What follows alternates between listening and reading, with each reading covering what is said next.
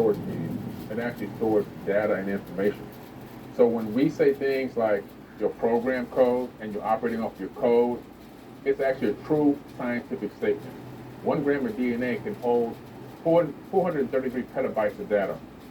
There was one scientist, George Church, replicated his ebook 80 billion times and downloaded it onto 1 gram of DNA with one drop on the tip of his finger. 80 billion. What he did was he realized that DNA stored information. He was like, wow, our body's full of data.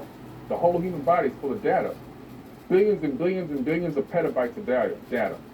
And what he said was, he realized you could take data from a server, a computer, and convert it from zeros and ones into A's, C's, T's, and G's, which is what your DNA reads.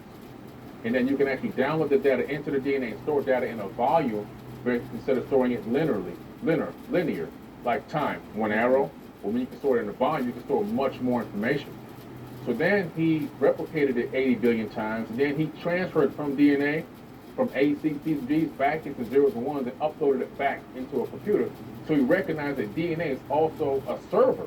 A server. Man, this is incredible. A server, so we y'all. have this ability in us to move data and information.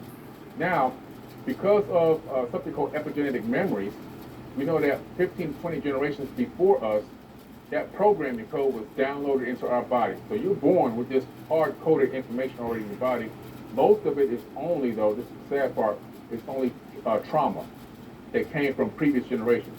All the slave beatings and whoopings and the separation of loved ones and the buck fighting, all that stuff, it's in your body. That's why when black people start feeling like I'm depressed, I got PTSD, but they don't know why. I'm feeling down or ill or angry or whatever. A lot of it is it's the epigenetics.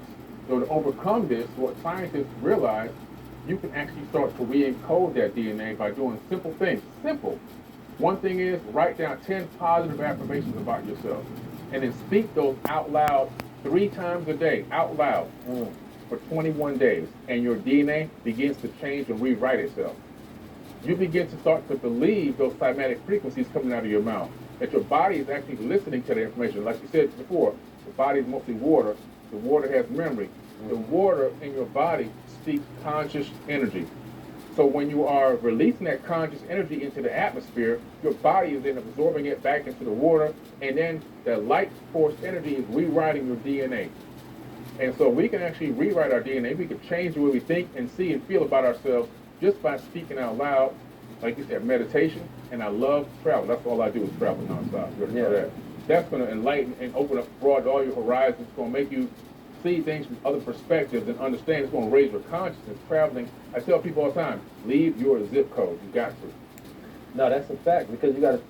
Okay, you guys, this came from 19 Keys.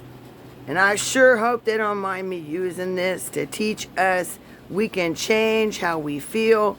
We can change how we feel about ourselves. We can change our own physical being. It's the Cali Griot. I hope you got something out of this.